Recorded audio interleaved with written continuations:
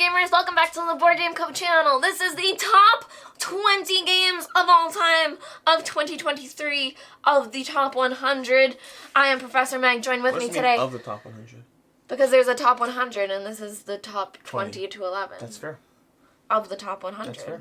Of all time. Yeah. Of 2023. Exactly. Of Board Game Co. Exactly. With Professor Meg. Yes. Join with me today, I have special guest. Alex Radcliffe. Of Board Game Co. Do you want to tell everyone about your channel a little bit? This is a channel. We talk about board games. We do board game lists. Anything else? And now we're going to do it. Now we're going to do it. So, a few things before we dive into the top 20. 20 through 11. First of all, this is part of an ongoing playlist. You can go ahead and check out the full top 100, including the way I rank the list, put things together. That's all the way at the beginning of the top 100. Hey, funny? Last year's list isn't a playlist, it's a podcast list. I don't know what that means. It's Me a playlist either. on my end. Me either. I went looking for it and it said podcast, not playlist. I don't know what that means at all. Of last year's. I don't know what that means. I'll show you later. Anyways, the top 100 games of all time. So we're going through 20 through 11 today. A few things to go over. One, if you want to see the way I put together my own ranking list and all that, that's going to be the first 2 or 3 minutes of the very first video. Meg, how did you put together your list? You know, I just threw them all into a hat and pulled them one by one. Oh, so completely random? Yeah. Oh, no, wow. I'm just kidding. Okay, there's going to be surprises there. It was a little bit of a surprise that I was going to join for the top 20. So I kind of had like a hard time making this list because it's only 20. So it was a mix of going through, I was just trying to find what I've played this year and recently. So I went through my old list from last year, added in games from 2023, plus games that I have taken photos of recently that I knew. I feel like oh gosh. Anyway, now I'm like, what ones do I not have? But I ended up with a list of 28 games, and then I put those all into Pub Meeple. Cool. Oh, actually, though, can I give a disclaimer for my, like, asterisk 21, 22? I love Rolling Realms. I absolutely love Rolling Realms. And when I was doing Pub Meeple, I just typed them all in to be quicker because it was such a short list. And I had Rolling Realms and Rolling Heights, and I messed up with ranking those and mixed up that, like, I was clicking quick and both of them ended up low, and I think it's because I kept mixing up what they were, so. I mean, you can massage lists however you want when you're done. I know, but I was like, that's what happened. I do some degree of manual massaging to Pub Meeple when I'm done with it. But either way, that's basically the general rankings list as far as how we put things together. Past that, there is an ongoing support drive going for this channel throughout the top 100. I'll link to that video down below, but basically running the yearly support drive for the channel. And if you want to go ahead and enter for a bunch of giveaways, you can do so just by commenting on that video. Again, I'll link to it down below, but also by supporting the channel. Currently, the support drive has done around 3,500, which I'm incredibly grateful for. And if it gets to around $5,000, if it gets to around 5,000 or 5,000, I'll be adding a bunch of games to the top 100. So if you want to go and check that, not the top 100. I was so confused. I was like, what does this mean? If the support drive gets to 5,000, I'll be adding a bunch of titles to the giveaways, including League of Dungeoneers, including a Crimson Scales, new copy of Crimson Scales, a copy of Clash of Cultures. Sorry, what are you currently at? I'm currently at around 3,500. Okay, how about we up the stakes a little bit more? Up the stakes, go ahead. What about if you want, when we draw the winners or something, we could do a live stream? We can as a reward as well. Or just after, as like a celebratory live stream. Yeah. We can figure it out. Watch the weekend review for more details on that. But past that, we're gonna go ahead and start this off with our number 20. Do you want to go first? Oh my gosh, I don't know. Okay, that's a no. My number 20 is going to be Unsettled from Orange Nebula, which I don't believe you've played yet. Still no. Despite trying. Still no. Again and again and again. Despite my best efforts. Anyways, Unsettled from Orange Nebula. This is a delightful experience. Can we play it after this? Well, the goal is to play it this weekend with AP. Yes. Yeah, that's I was making an after this joke. After this joke? After this? Well, Devin's not here. Devin, where are you at? Anyways, Unsettled is an incredibly good experience. We have Devin here in going to have in you Octopus. Running a cooperative experience in which players are going to have their people trying to deal with whatever a planet is throwing at them. Basically, you're on a planet. Each planet has multiple scenarios, so you get to learn the nuances of a planet, but each planet has multiple scenarios to go through on that planet. So you're like, oh, this planet has like high elevation and low elevation and electricity that like statically bursts you, but you still have like genuinely, that's like a real planet. I'm serious. Statically bursts you? Okay, the terminology might have been a little bit off the cuff, but the That's concept, what I was stuck on. The concept of it is present. Static Or you could be stuck on your own spaceship with the lights. Did you ever watch Static Shock? It's going to be a long video, by the way. What's up? Did you ever watch Static No. Shock? Okay, it was a really good cartoon. That's all. Keep going. Keep going. Anyways, it was good. It was really good. It's going to have you dealing with the things that a planet throws at you, while your characters all have tons of abilities they're slowly unlocking that are very often unique to the planet. Some things are going to be static from planet to planet. Other things are going to be unique to each planet. You're constantly unlocking new ways to manipulate everything. Meanwhile, you have Luna as a little explorer, a robot helping you out along the way, because everyone loves a cute robot. A little Wally. A little Wally. More like Eevee, almost, honestly. That's, yeah. I know Luna. Yeah. But anyways, that's basically going to be Unsettled. I think it's amazing. I think it gives you great puzzly gameplay, very charming and funny story too. Like the humor is off the charts. Also has one of the best tutorial videos I've ever seen for a game. Check that out on YouTube if you want to see the tutorial of how to play Unsettled. It's very funny. So Unsettled. I approve of this message. My number 20. Alright, I gave the face because I don't want to try to get my number 20. We're going to put my coffee Oh, there's going to be some here. leaning and finagling because we have our games separately piled off so that there's surprises. And granted, I think she's seen one or two of mine. I've seen one or two of hers. But there's mostly surprises. A lot of mine might be covers, so this one's not just the cover. I gotta be safe with my coffee. Oh, you gotta be safe with the coffee. That's how big it is. Yeah. 1 meg arm width. Ticket to Ride, Legends of the West. This is the, goodness guys, I haven't done one of these in so long. This is the legacy version of Ticket to Ride. I played through it within 1 day, within 24 hours. I did all 10 chapters of it.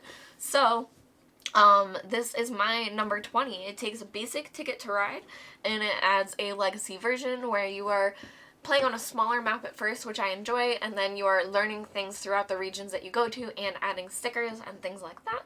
And all along the way, you are getting bank slips that count up your money that you get for each scenario, and it's cumulative at the end, which I really like for something like this, that it's not just whoever wins which scenario kind of goes to them. It's, you get to, you know, add to your score.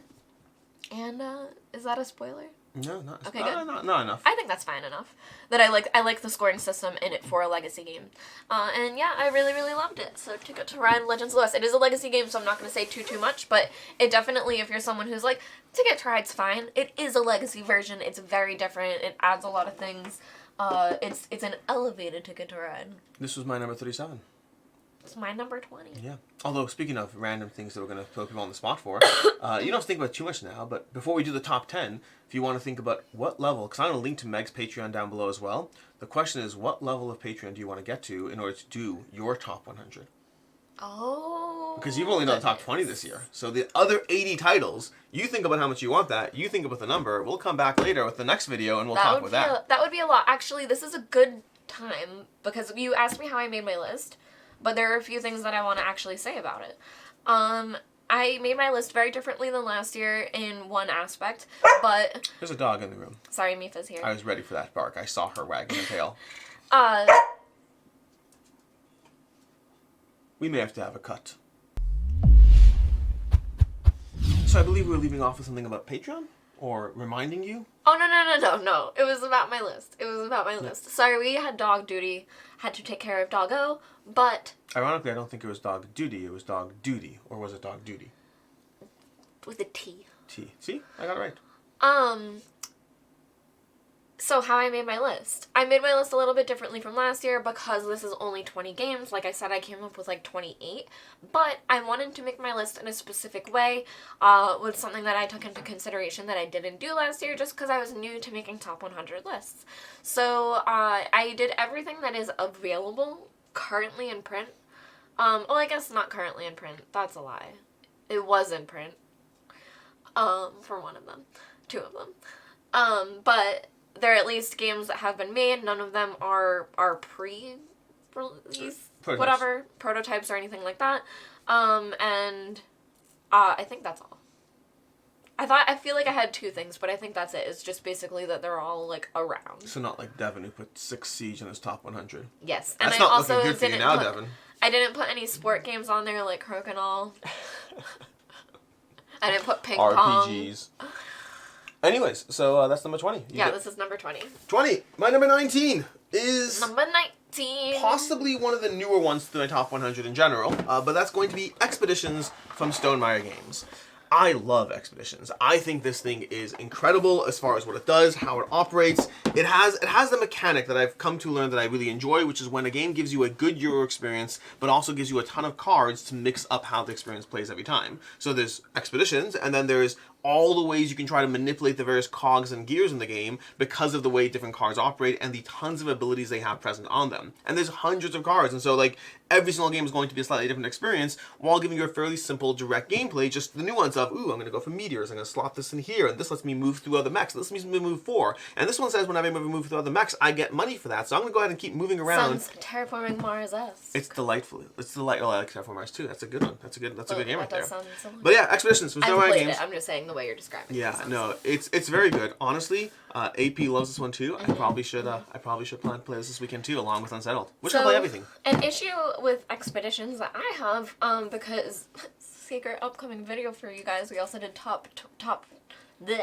games of 2023, and Expeditions came out in 2023, so it's up for consideration on 2 different lists for me this year, and I'll tell you now, it didn't make either of them. How dare And you. it's because I haven't played it enough. You've played it That's so reasonable. much more than me. It feels... I think I've literally only played it once. Yeah. Or did we play it twice in that same day? Maybe only once? Once, I want to say. I think I've only played it once. So if not, I played it twice on the same day. But I have not played it enough that I've asked a couple times, we just haven't had enough people to play, but... This plays great with 2. I played it with 2. Oh, I thought we wanted 3. It's better with 3. I think because we had other things. 3 is my to do favorite too. player count for this, Yeah. but it plays great with 2. I will say, I actually have a video coming out that will come out at the end of my top 100, but I already filmed it, which is the 21 games that did not make its way into my top 100. Basically, it's all my 4.5s that didn't make their way in, and I talk about how some of them are because I just didn't play them enough, that I wasn't confident enough to push them in. Yeah. So, like, I get that. That's where Expeditions was for me. Yeah. Like, I wanted it there, but I was like, I need to play it more. I respect that. Let's do that. You can refill the level list after. Anyways, you're number 20, you're number 19. Alright, my number 19 is hiding down here in the shelf. They're all hiding down here. Well, mine's in the shelf. It's in the shelf. It's gone. We got game problems. I don't know if I can get it out, Alex. We can't get out. Is it stuck in a magical way? Hold on, you guys. There's another I think calyx. I literally have to move There's a calyx that's kind of pushing into the calyx. Can you shove the calyx or not Can I really? just say what it is? You can say what it is. Guys, this one I can't grab. It's Vagrantsong. It's right there. It's right there. I'm touching it. But, you know what? I'll grab this. It's Vagrantsong. My number 19 is Vagrantsong. For me this year, I love story-based campaign, legacy, anything like that type games, and there were a lot that I considered for my top list, and there were a lot that were on my top list last year. Obviously it was a longer list, but for all of the ones and how much I enjoyed them, I think the actual story of Vagrantsong has me the best, that it's just so fun and good, and I really enjoy it. It's a smooth boss battler. Something I really enjoy when you play 2 people in a game like that you get to play 2 characters. Like if you're playing 4 characters, 2 actual humans playing 2 characters each.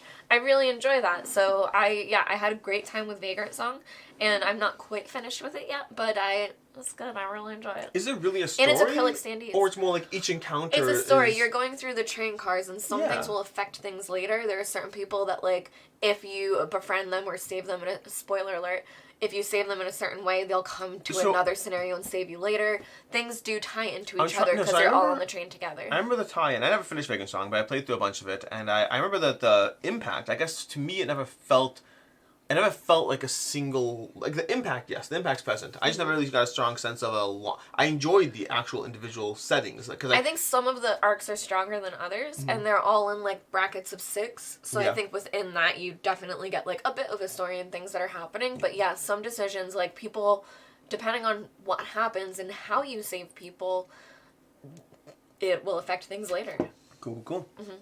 My number 18 is having to be grabbed a little further out, but we have The Witcher Old World.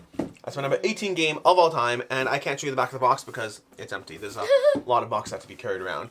Anyways, The Witcher Old World over here is coming to you from Go On Board, and it gives you an adventure game in a box. That's the core idea. It's an adventure game. You're wandering around the map, you have your Witcher. It is competitive. There is a cooperative version. Have not played the cooperative version yet. But it's a competitive game which you're playing as witchers who are wandering around trying to gain 4 trophies. You'll gain trophies from killing monsters. You'll gain trophies from killing other witchers, which is, again, well, killing, fighting. You're not killing other witchers. You're knocking them out. You won the combat. It's a bet. It's all good. But basically, the game gives you a strong, not really not a pure sandbox, because I think it is a little limited what you do, but you are wandering around the map trying to encounter different things. You're grabbing story cards that'll give you various interactions. You know, it gives you choices every single round. You have a story choice. Something happens, and do you fight the patron, or do you, I don't know, walk out peacefully from the bar? Or do you go to sleep that night, or do you go gambling? There's all these different options or choices in front of you, and there's enough thematic connection to what you're trying to do that you can kind of sometimes try to, like, think, you know what, I think I need rest right now because I'm trying to fight the monster next round. Or I really need money, so I'm going to do this. And you really has a good sense of story, not an overarching story, but a living world around you. It feels like you're engaged in a living world around you and actually making some degree of narrative decisions within that world. And there are some quests that at least give you a little bit of a storyline. Yeah, you'll get a quest where you have to go to there, and then when you get to there, then you have to go there, and then you have to do this, and you end up with some sort of cool thing or whatever. And I really like the just general adventure mode of the game. I just find it's a consistently fun game to play through. I have a lot of fun with this one. I just think, to me, people have often compared it a lot to Runebound, which I get. I agree with that because I've played, I always forget, there's Runebound. There's like 4 Rune games. I can't remember what they are, but I think it's Runebound is the main one I'm thinking of. But people compare it a lot to Runebound, which I agree with because I played Runebound, and to me, this is just a smoother, cleaner experience than Runebound for me. Although I think that there are people who like Runebound better. I think more people like The Witcher better, but that's The Witcher, my number 18 game of all time. Yeah, and I would say too, the way that the text is written on the cards that you encounter is also beautifully written. Like, The Witcher was a book before it was a show and game. And the text is beautifully written, that I also really, really enjoy that. I think there are some games that don't always hit that really well, and this one, it's nice. I do a good job. Really well done. What are we at, 18? 18. My number 18 was a puzzle box adventure, The Emerald Flame. I was really surprised. Why? This is not my top 100. But it would have been? I think it would have been. Yeah. This is my favorite puzzle game. It is a little bit expensive. I think it's completely worth it. I don't really want to show you guys anything inside of it, but basically there are 3 different envelopes that are white packages that kind of get delivered to you, and there are different months that you do 3 different puzzles, and they kind of escalate, but again, they're very beautiful. That it's inspired by, I want to say, like, old Europe, where there are, like, maps with churches in it and stuff. There are herbology books where you're looking through the different drawings of plants, trying to, like, find different clues. There's runes that you're working with. There's 3D components that are very, very special, that I just really, really loved this. It is hands down my number 1 puzzle game. Have you ever read Da Vinci Code or any of those books? No. So I never thought of this until now, which is the way you're describing it. To me, the Emerald Flame feels like you're Robert Langdon playing through your own Da Vinci Code kind of situation. Like, it's very much, it's a modern day guy who's like going through all these old texts and figuring stuff out. I think this feels like that. Like, you're being a little Indiana Jones, but everything is, like, beautifully done. Yeah. Like, there's cloth components. To keep it as secret as possible, I think that is, but, you know, there's a lot of great things that you'll find in here, and I think the puzzles are very satisfying. There are points where you're working through it, and then all of a sudden it clicks, and then you get further and further, and, I think this also isn't a spoiler, but to check the clues, you also get to text them. It's like an automatic line that texts you back, but I think that's also very cool that you get an immediate response, and it's not you don't have to go to a website, type things in. It's not like a lot that you have to do. You just text them and get the answers. So I thought they did a good job with that, the interface. It's like, what are the things? What's the this and what's the that? And how about this? And you should answer things. It's like, good answer, good. Now get ready for the next envelope. Yeah, so I loved this. Yeah, I think it's a good game. I think it's a very strong game. I did not have that on my list. I've had this one in the past where these types of experiences that are more singular. Like, I think last year I forgot to put unlock games at all in my top 100. This year I think I just intentionally didn't. That's a different story. But I think the Emerald Flame would have, should have, could have been in my top 100 games of all time. Definitely worth it. My number 17 is going to be The Wrong Box. And that's because I have it all in Codenames Pictures. But to me, number 17 is Codenames or Codenames Duet. Codenames Pictures is actually my least favorite from those 3, but I do have it all stored in this box for whatever reason. This is the cover I have. I don't know why, but that's the cover we have. Anyways, Codenames. Codenames is an incredible game. It's coming to you from CGE, designed by Vlaada Chvátil, and it's going to be giving you it's just a puzzle to try to solve either with a teammate in Codenames Duet or with teams in Codenames. And the general idea is you have a grid of cards, 25 cards, and each of them... She's back. And each of them have a ward on those cards. She might bark again. We'll see how that goes. But each of them has... Mifa. So, there's 25 cards, and you're trying to get your teammate to guess those cards. So basically, you're going to have a pool of different words, and what you're trying to do is give your teammate a singular word, and then being able to figure out that they should be able to connect what you meant. So, for example, maybe you say yellow 3, and that means there's 3 cards that relate to yellow. Maybe there's lemon on the table. Maybe there's red on the table, and you want to connect that to yellow, and you're trying to connect, lemon and red. How would you connect lemon and red? I think yellow works. It's a color. Lemonade? Oh wait, lemon and red? Lemon and red. Lemon and red.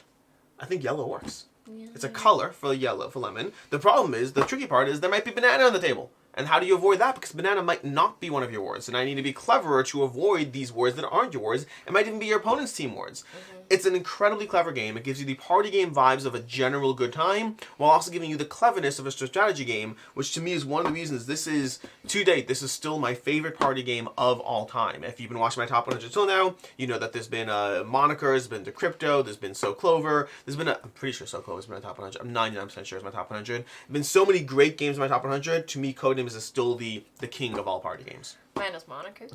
I know yours is Monikers. Monikers is great. I think to me, I have too high of an appreciation of the strategy. All theater kids. Yeah, I like the strategy involved in Codenames. Yeah. I really like Decrypto too. Yeah, Decrypto's up there. It is. But again, that's the same vibes. Decrypto is to me, I prefer the thinkiness of these games. Yeah. Monikers is just a good time, which is not to be underrated. Right, I either want Monikers or then I want to push for something like Mind Management instead. That makes sense. Oh, usually because I can make you run the computer side of Mind Management. That works. All right, we are at 17. My number 17 is a game that I've loved since the day I played it. Isle of Cats Explore and Draw. This is just a clean polyomino game with kitty cats where it's a bunch of different colors and you're also drawing on it and all of the markers are different colors for you. So I think the ease of play, it's great components, and it's just such a clean polyomino game where everyone does tend to score generally around each other. It's very competitive, and I love this game. It's very small. You can kind of pack it anywhere. You can even take the pieces out and just pack those. This is by Frank West, and it is a streamlined version of the original Isle of Cats. I've actually never played the original Isle of Cats. Yeah. You should play the original Isle of Cats. We always have this conversation and say that this is better, and I'm like, I'll just play this. I don't think it's better by the aggregate opinion, although I don't know if that's the question of not enough people haven't played it. To me, Isle of Cats Explore and Draw gives me everything I want out of Isle of Cats with less of the things I don't want. The complicated part is the expansions. The most recent Kickstarter for Isle of Cats does introduce new things that you won't get here. But I think this is overall, to me, I have this one. I don't have Isle of Cats. I prefer this one. Yeah, so I really love this game. Highly recommend it. Another thing that I love to bring up about games is, the price point where, like I said, Emerald Flame is kind of expensive. Something to note back for this one is that there is a refill kit, so you can play it more than once. But Explore and Draw... Give it to somebody else to play more than once. Right, you know how to solve it. It can be played more than once. The Explore and Draw, it's usually, I think, $30. You can usually get it for $20, $21 on Miniature Market. So it's also extremely affordable that it's a great staple to have in every collection. Yeah. Love this one. It's a great game. My number 16 is going to be a classic Euro game. Well, classic's a hard word to use. Coimbra. What is a classic? How old does it have to be before it's a classic? Classique. I don't know. That's a good question. Pre-2010. Is Terraforming Mars a classic? Well, Terraforming Mars is not a classic then. Yeah. That's 2015, I think. Yeah. So Castle of Burgundy, is that a classic? Yeah. Is that 2009, 2011? Where's it from? What's Small Castle of Burgundy? World classic, Lords of Waterdeep classic. Small World is 2012 or is it earlier? I think it's 2005. I don't know. I have no idea. No, Small World is not 2005. Either way, a modern classic. That's the term. Modern. You throw the word modern in front of it, everyone's okay with it. You're like, oh, it's a modern classic. Coimbra's been out for long enough, and this is an excellent Euro game. It's one of my favorite Euro games. I mean, there are some that are higher up in my top 100, but that's neither here nor there. But it is. I mean, it's a good game. And so Coimbra gives you a bunch of things going on in the experience, but the basic idea of it is you're across 4 rounds of play, you're going to be drafting various characters to utilize their abilities, to manage the fact that you're going to be pulling dice every single round. There's going to be a little bit of dice management. Every dice you take has a color and a value, and that depends on how hard it is to get the die, depends on the value, but the color and the value affects what you're doing with those dice because it's going to help you use to actually take actions on the main board, but also augment up different side tracks. And so you're trying to balance all these characters and all these different ways that every everything flows together. My hands do move a lot, yes. I know, I like to the augment. And so it's just so interweaving and connected. This is from a bunch of Italian designers who have done a bunch of games. It's a bunch of Italian designers who I've never played Coimbra. AP loves this game. Do you want to play it after this? AP loves... After this! At this point, where our list of games to play with AP is getting higher and higher and higher. I love it. But, game night! Yeah, game night's gonna happen. I mean, we have Unsettled, we have Expeditions now. He loves this game. This is a great game. You know Sankori, which I really like, and I've been talking a lot about recently? Yeah, that can go jump in the garbage. Okay, that's garbage compared to this. You can go jump in the garbage. Yeah. That's new for you. Coimbra, usually it's jump in the lake. I know. Throw it in the garbage. Throw Sankori in the garbage and play Coimbra. Set it on fire. Also, if you're the designer of Sankori, I really like Sankori. Clearly, I put it in my top 100 games of all time, but I do like Coimbra more. Coimbra's good. So, I think Coimbra is less complicated than Sankori. They both give me the same mental reward, but Coimbra doesn't feel nearly as hard to teach and get you up and running. Sankori is a bit of a beast. Anyways, that's my number 16. Okay. My number 16. Oh, it's right here. I was like, where is it? This one's seen better days in the box. That's your number 16 game of all time? Literally. No I've had way. so much fun playing it. I give this a 3.5. I know. I knew this was going to be very different, and I just kind of kept my mouth shut on how we both felt about this game, but I had if there is a game I want to play again immediately, it's this one. I loved this game. Wow. I'm going to play through it on stream. I think I might play through it twice on stream. And Alex and I had a very, very long, deep conversation that was almost an hour before this video started. It was about why Gloomhaven was not on my top 100. About why games would leave your list and how much a game experience should give you and what it promises you. And something like Gloomhaven is a lot of hours, so it looks like this is my head. I should move this. Do you see how that, like... It was a debate around Gloomhaven. Also, for those of you who are upset that Gloomhaven is not on my top 100, or even the way I put together my list, I do have a full video coming out about the subject. Not to disagree, just to clarify, but yeah. Anyways. Meg's on your side. So for a game like this, Eila promises you, one playthrough, which is 5 stories plus a tutorial. Plus a tutorial. So it gives you that. There is plenty of replayability, but the point of the game is to play through the story arc. And Alex also played it. Alex, I think, is done after one gameplay. I am good on one game. I don't play this dislike it. Multiple times. It was very relaxing. This is the type of game that I really enjoy. If anyone knows of other games that are like this, please let me know in the comments below. You might like Lands of Galzir. Okay. I would say the parts that I liked is the beautiful art. It was very charming and brought me into the story. I liked walking through the story, and I did like making the choices along the way. It reminded me of other solo games, like something like Friday, where you're kind of going through making choices, trying to choose what resources to give where and what to do, but I felt like it did it in such a more beautiful, eloquent way that all the chapters do become a bit different too and introduce different mechanics. I really want the next Eila. I want Eila 2. Like, I want to know what they do. So I want them to do another one, please. Something that might work for you as well, that's a lot heavier, but similar feeling, is Legacy of You. Mm-hmm. That's the 8-game, I think it's not 8 games. You need, 8 wins. But yeah. And so I don't know how similar it is to this, but another one that I'm really excited to dive into again that you've shown me is Seventh Continent. That's another, exploration one where you're going through and the cards and kind of just discovering things as you go. That I'm really excited to play more of that one, but I loved this. I want another one. I want someone else and something. I think the way they built this game is very charming. Meg and something sparkly. Megara and something sparkly. I do strongly recommend playing this game if you have an opportunity. Mm-hmm. To me, I didn't feel that the replayability is there, and I felt it's a little lighter. So to me, I don't know if it's... I am charmed. If you can play it. Charmed. Yeah, I use the word charm 7,000 times in my review. Yeah. But yeah. And so... I promise I'll be streaming this over on my channel, definitely. So if you guys are interested in seeing some of the gameplay before you decide if you want to get it, it will be content made. Anyways, that's your number 16. My number 16. My number 15 is a small box game and one of my favorites. I did think this was going to surprise you. It surprises me. I'm not even getting into some of my complaints around this game. I think the game is genuinely worth trying, because I have strong feelings about Eila, but I have both strong positive and strong negative feelings. Fun fact, if you go on BGG, do you know the amount of people who rate it like a 2, but they say... Just to be mad? No, but they're like, I would have given this an 8, but I'm not, and it's a 2, and here's why. And the why is one of the things I had a problem with. Do you remember that thing? The thing, the anticlimactic part. A lot of people are very upset about that. More so than I am. To me, I'm like, it's a very good game, whatever. But some people are very upset about it. It's such a quick storyline that I'm like... Oh, to me, I compared it to a How I Met Your Mother. I was like, as long as you pretend the last episode didn't happen, it's a great show. Anyways, side tangent. Anyways, my number 15 is, I believe, my highest... No. It's not. No, it is. I have to go look at my list, but I think this is my highest rated polyomino game in my collection. Ooh. And that's Pedas La Cité de Lumière. Have you I've never played this. After this, we can genuinely... Do you want to play it right now? We can do it, well, not right now. Maybe at the end of the video? No, I can't. Why? Because I only have the, I need 2 boxes. It's containing 2 boxes. I only brought 1. I have expansion and not everything's, it's sorted or whatever. Anyways, Paris. Paris is an excellent game.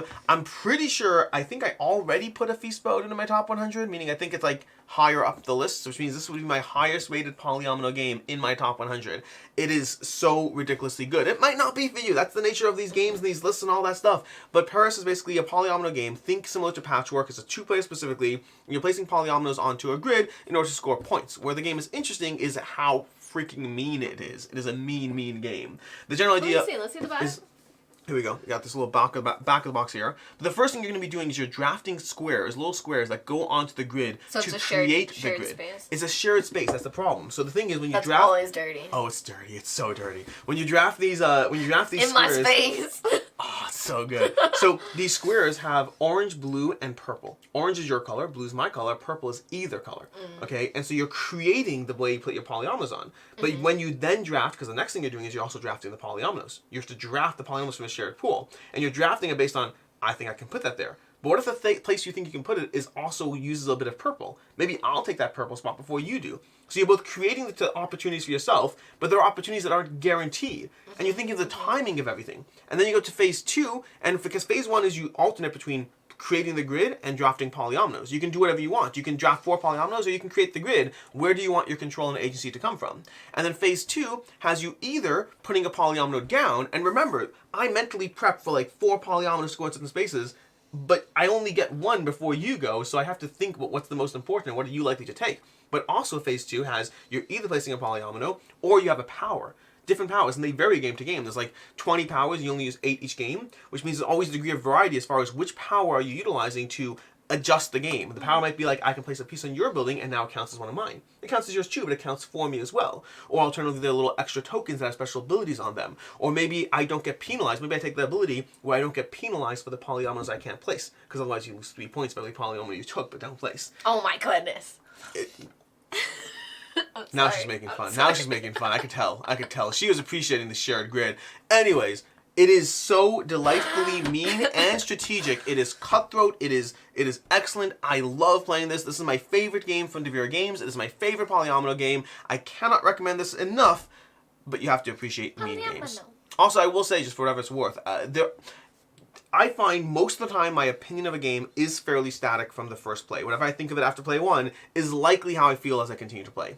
But not always. Paris is definitely one that I like my first play, but it did grow on me as I got plays 2 and 3 in. So if you like it but you're not totally there yet, I do recommend giving it a second play and seeing how it adjusts for you. But yeah, not that many plays. I think 2 plays I was already like very into it, and 3 plays I was like, I am here. I am here. It is staying. Sorry, it's my favorite polyomino game. Your turn. Okay, I have to get up for mine. Oh, it's the worst. It's a big one! I'll keep talking about Paris. Paris is a great polyomino game. Can you guess what big one it is? No? It's just the box. Oh, this is just the box. It's just the cover, I mean. Isofarian Guard. Upside down? Yeah. Oops. I just dunked it on the table. Yeah. Oh. I like how it's higher than me. It's the Isofarian Guard! Yeah, you can... So, Have you sat in this box yet? I'm not sure. You probably should at some point. I'm honestly not sure. What number is this? 15. My number 15 is Isofarian Guard. I really enjoy, like I said, games like this that are campaigns where you're doing a lot, and this is one that I keep thinking about. This is one that I haven't gotten to play enough of, but I really enjoyed my gameplay, and I'll tell you why in a second. Here you go, Alex. I think this one has to just go somewhere else. Yeah. So there are a lot of things that I enjoy in games like this, and one of them is the narrative story. They worked with Foreteller, and there's also this beautiful music going through it, and it's this story about these 8 different people, and you're split into each story playing through the different arcs. So something that I think is so cool is that you're all playing to converge at the same different points, so you're experiencing the story from different viewpoints, I guess, that you're playing through. And then that also, something that I love about that, which is something I also love about Gloomhaven, is that it forces you to play different characters in different ways, that you may be used to playing a certain type of way, and then you have to play a different story arc and play a different type of character. And I just kind of love that brain tease flexibility of, like, trying to readjust your brain to think a different way and play a different way and say, okay, well, how would this character take on this situation? I like the combat, and I also love the map system. I am very much looking forward to playing more of this one this year. I'm so torn on this one because I really, really enjoy it. Like, I really enjoy Isofarian Guard. Mm-hmm. The complicated part is I already, before playing it fully, I kind of think it's going to be Gloomhaven territory. Mm-hmm. Like, a game that I continue to play through, but there's like 300 hours of game in this box. But I think a lot of it is, like, more optional. I don't know. I think some of it is things you can explore that you don't need to. I'm excited to play through it. I'm excited. I like this game a lot. I definitely recommend it. I do wonder if it's going to be Gloomhaven territory where I like it more and more as I play through it, and then 300 hours later I'm like, and you're gone. I don't want to see you anytime soon. That could happen. It does happen. Anyways, my number 14 is going to be The Quest for El Dorado. Have you played this one? Yes. Okay. I played it with Jeremy Howard. Yeah, okay. Cool. Just Jeremy Howard? No. Or was it that chick? Josh Williams. And me? You. You said I played with Jeremy Howard, and I was like, I think I was there for that. Were you? I was like, and... That was that chick theory. It was me, you, Jeremy, and Josh. Yeah. Yeah, okay, cool. I love it. Why did you ask me if I played it then? I forgot until you said I played with Jeremy Howard, and I was like, I think I was there for that game. Anyways, I guess to be fair, you also forgot, so there's what it is. This is Quest for El Dorado from Reina Knizia, and it's so good. It's basically a racing game. It's a deck building racing game. In the game, you're going to be racing along this map over here. So you have this little board over here. You can create your own maps. They give you preset maps. They have a pool of cards, and there's a preset pool of starting cards. But then you can have a bunch of cards that are going to filter down as you buy cards. Once it opens up a spot, more cards filter down. And the general idea is you're trying to build your most efficient engine to be able to race across the map and get to the end. It is one of my favorite deck building games. It's a great racing game, and I don't usually like racing games. This is, practically speaking, it is a racing game underneath the deck building genre. But effectively, you're trying to build the best deck, to hatchet your way, to machete your way through the forest, to get across the water, to do what you need to do to get from point A to point B. And there's a big part of it is trying to figure out what cards are available, what does the jungle terrain look like, and how long is the map. All those things are going to change how you interact. What are other people taking? What are other people taking? All these things change how you interact with the experience because every map is slightly different. So the combination of cards, the expansions do a great job. There's another expansion coming out. I need to get that one as well. There's Quest for El Dorado, there's Heroes and Hexes, there's Mystery of the Golden Temple, which is actually really bothers me because this is the newer version of the game. Mystery of the Golden Temple, they only have in the old version of the game, but I want it for the new version of the game. Rude. Yeah. But right now you can't, and the new expansion coming out is only for the new version of the game, not for the old version of the game. So as of right now, whichever version you pick, you can't get one of the expansions. It seems like you need both copies. Anyways, The Quest for El Dorado. I think it's a great game. I highly recommend this. I think it's very affordable as well. I think the older version is excellent. I have far more plays of the older version under my belt than the newer version, so the older version is put it exactly where it needs to be in my collection, and the newer version just has larger cards and Vincent to Trade artwork, which are both good things. But if your decision comes around the price point and the older version is cheaper, just pick it up. It's a good time. Yeah, I really enjoyed it. I don't know if I loved it that hard, but I really enjoyed it. Definitely also solid. one play, so like takes more. Yeah. Anyways, to you. What number are we 14. on? Games are just having a harder and harder time fitting y'all, at this table. I'm about to get in trouble. My number 14. How much am I going to disagree with this? Is the game that's dropped from my top 10. Terraforming Mars. I don't know if you're in trouble for that. Okay. I mean, you're wrong, but you're not in trouble. Terraforming Mars. So the reason it dropped so low on my list, I don't know if we really need to talk about Terraforming Mars on this channel. I think it's been one of the most talked about games on this channel, probably in top lists over and over. It is a beautiful tableau building game where you are racing to do different things. Why aren't we playing this with AP? Okay, well, anyway, we should. Because my thing is, it has always, since I've played it, it's been in my top 10. And I realized this year I haven't played it since last year. So if I haven't played it since last year, I was honest with myself and I said, I really love it. This is a very good game. I'm not getting it to the table as much as I want other things to the table. So I think it's a matter of my tastes changing and me really liking campaign style games and things like that more than being able to table a game like this. So that's pretty much why it dropped on my list. I want it to even rise again. I really, really love this game, but I just haven't played it enough to say it's a top game. I agree with you. Yeah. This goes back to the whole, there's been some degree of, not frustration, a disagreement around the nature of what a top 100 is in these videos. And some of that's based on the fact, exactly like this.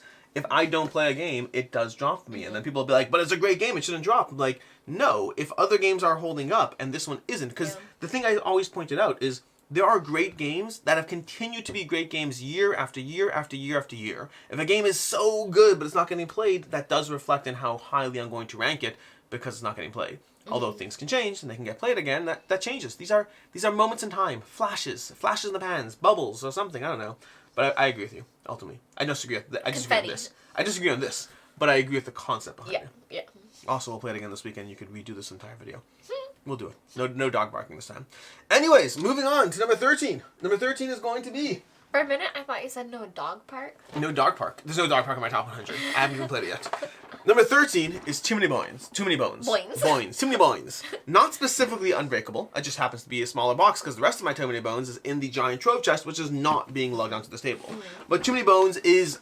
It's still, to me, it is Chip Theory's game. It is their game. Even when Elder Scrolls come out, I think Elder Scrolls is a game I'm going to play more than Too Many Bones. Very excited for Elder Scrolls. But I don't think I'm going to like it better. I think it's more accessible, which could affect its ranking, by the way. Accessibility does affect rankings. But Too Many Bones Unbreakable, or Too Many Bones in general as a game, gives you some of the most nuanced character creation you can have in any game experience ever. Learning a new character in this game, I have learned new games that are less complicated than learning a new character. And that shouldn't scare you off too much. It can, but ultimately, if you dive into one of these games, you're going to learn the characters, you're going to learn the game, you're going to dive into the nuance of how your character operates. Maybe you're crafting little bombs. Maybe you're eating other enemies. Maybe you have a little loot and you're just playing that to be able to enhance the general mood and fighting abilities of your characters. Maybe you have a little wolf who's, combined with the fact that you're throwing poison darts towards whatever. Every character has their own way that they operate. And it's not like, oh, here's their abilities and their stats. No, they have totally different ways that they operate as far as you have to learn their intricacies, learn their puzzles. They are puzzles of a game combined with just a general, how am I going to survive and take down the big bad, the tyrant at the end of the adventure.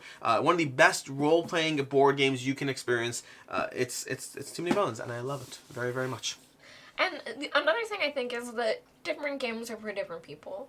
And obviously Too Many Bones you can play different player counts, but a lot of people do solo it. And I think for characters that are that complex, people that are soloing games are also wanting that level of complexity, that they appreciate it. So I think it does depend what you want to be playing and why, but this is a great solo puzzle for the people that do enjoy something like that. I think about 75% of the players with Too Many Bones have been solo. I like it as a good two-player experience. More than that is not my jam. People do enjoy different player counts. I like it at 2 and at solo. Yeah.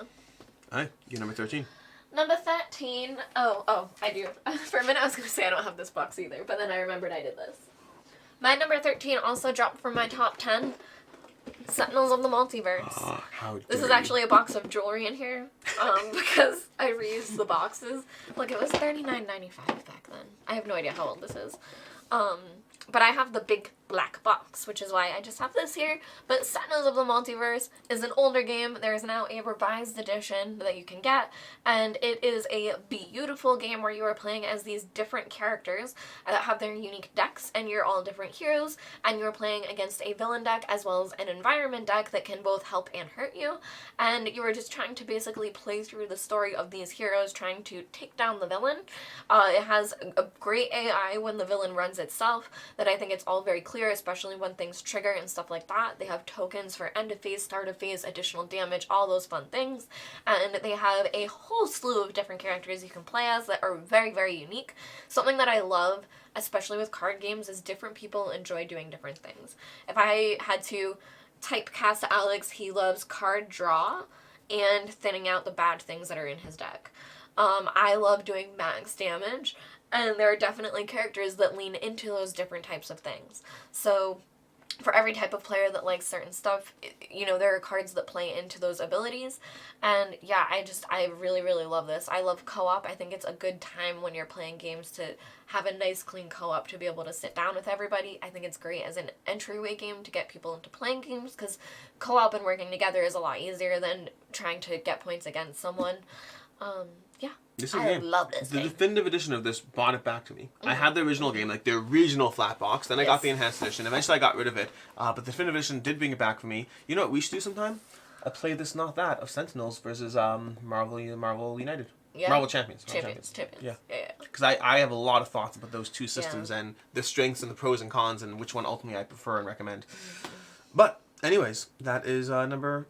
Something. 12 or something. Number 12. That was number 13. Number 12 is one that I don't believe you've played, Meg, but it's so good. No, I haven't. Oh, this is Cyclades, which I don't think I can move around without things exploding in this box. I know, I can hear it all. Yeah, the coins. The problem is, the insert was made but not glued, which means there's metal coins in a made but not glued insert, which means every time I move this box around, the insert pops open. Why don't you glue it now? Because the Legendary Edition is coming at some point, so like, am I going to assemble the insert? Anyways, either way, Cyclades is one of my favorite area control games. In fact, I don't know. There's ones that are higher than this. There are ones in my top 10 that are higher than this. So, but Cyclades is one of my favorite area control games of all time. It's going to give you bidding over gods, which is one of the things that I love in the game, because it's not a pure area control. It's an area control where every single turn you have to fight. You have to bid for your ability to do things. You want to march your units into my lands? Well, you need the favor of Ares.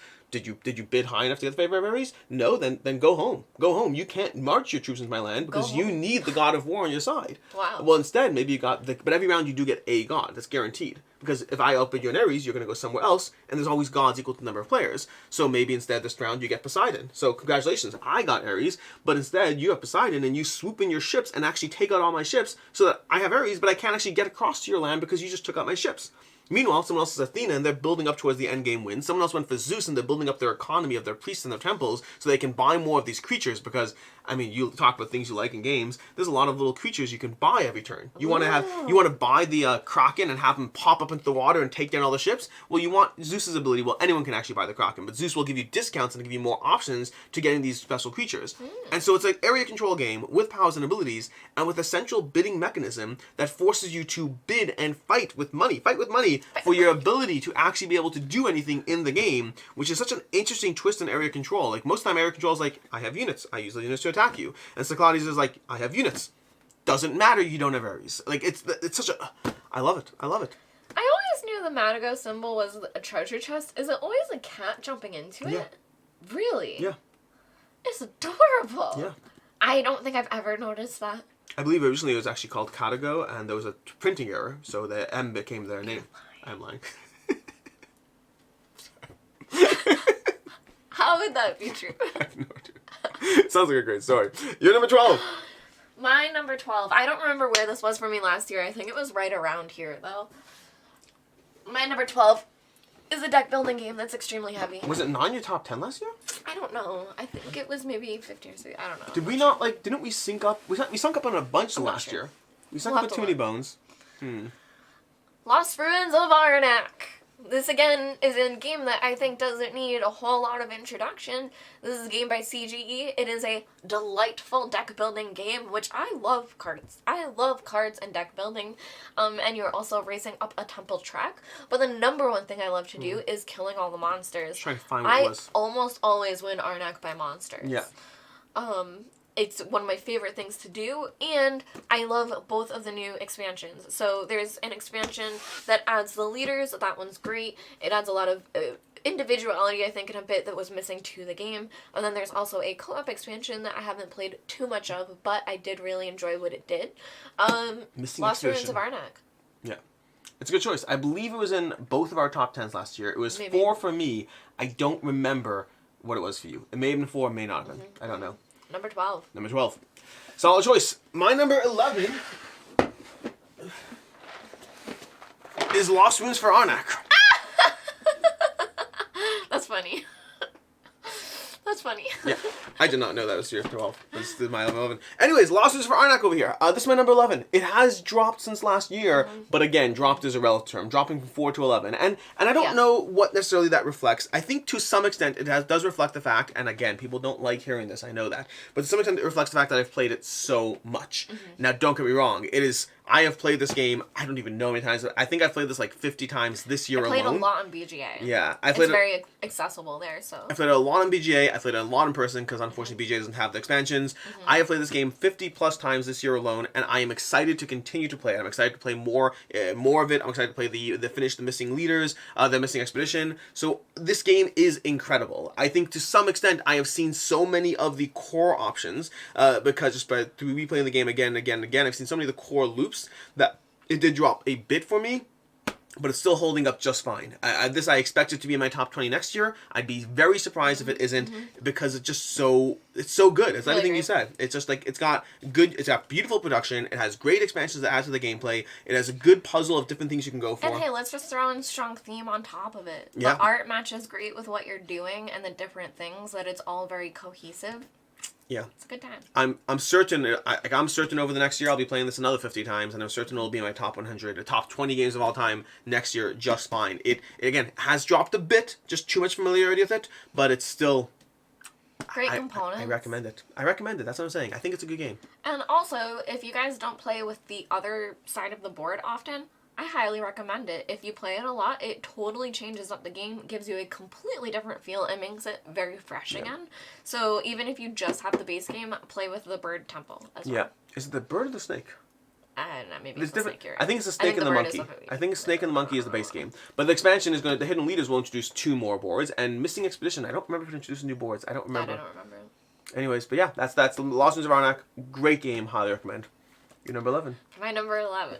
Dun dun dun dun dun dun dun dun dun dun dun dun dun dun. Is Enish. Ooh, wow. So Enish is one that, again, has been in my top 10, and this is the first year it went down to 11. It hit 11. It has never been this low before, but this one hit the same problem that Terraforming Mars did. I really love this game. I have not played it, I don't think, once in 2023. So for as much as I love it, I think we have a literal filmed gameplay in 2023. I think it was 2022. No. Maybe. But no. I think so. You keep talking, I'll look. I think it was like September 2022. You keep talking. So Enish is a game that I really enjoy. There's a drafting for it that I think it is an area control, but all of the actions you're doing are based on the cards that you draft. And I just think the drafting is done so cleanly, and the actions that you get are so balanced, and you know exactly what other actions are out there and available. What was it? September 2022. I love how I knew exactly when. The month part is what gets me. The month. So yeah, Enish for me, it only fell because I haven't been tabling it. Then when I looked at my list and everything else that I picked and what is above it, I think it's fair, and I think it's where it deserved to land. And again, like ones like this, I don't love seeing go this low, that I want to play them more to, I don't know, have a better, well-rounded decision making of it, because I haven't played it recently, and like that could be a recency bias. But yeah, Enish landed for me at number 11. So I will say, to your credit, to whatever degree, for something about Enish does mean that for me it's always a little bit lower on my desire to play. But every time I play it, it's a complete banger. Every time I play it. I love the actions in it. It's just perfect. And for me, done. maybe we'll have to do this one with AP and Max, because this plays best with 4 players in my opinion. Although you like the 2 players. I like it best with 4. Yeah. Anyways, that has been your top 20 through 11 of 2020, well, of all time. From all time, as of 2023, with all the caveats, decisions, and things along the way. And until next time, I'm Alex Radical from Board Game Co. I'm Professor Meg. And we'll be back see you for the top 10. Shortly with the top 10 of See all you then. time.